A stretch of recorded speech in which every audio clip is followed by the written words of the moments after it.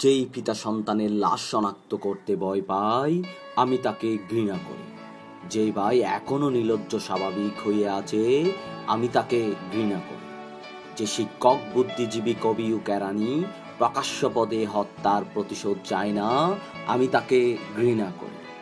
আর জন মৃতদেহ চেতনার পথ জুড়ে শুয়ে আছে, আমি অবিকৃষ্ট হয়ে যাচ্ছি।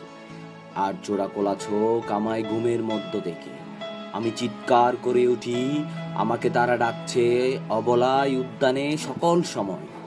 আমি উন্মাদ হয়ে যাব, আত্মহত্যা করব, যা ইচ্ছা তাই করব। কবিতা এখনই লিখার সময়। ইস্তাহারে, দেওয়ালে, স্টেনসিলে, নিজের রক্ত শ্রোহার দিয়ে কোলাজ পদ্ধতিতে এখনই কবিতা লেখা যায়। তীব্রময় যন্ত্রণায় ছিন্নভিন্ন মুখে, সন্ত্রাসের মুখোমুখি ব্যানের হেডলাইনের জলসানো আলোয় স্থির দৃষ্টি রেখে এখনই কবিতা ছুড়ে দেওয়া যায়।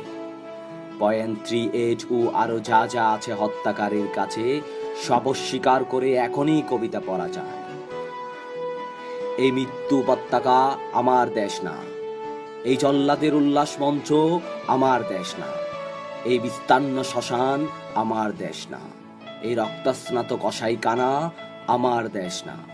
আমি আমার দেশকে ফিরে কেড়ে নিব, বুকের মধ্যে টেনে নিব কুয়াশার ভেজা কাশ বিকাল।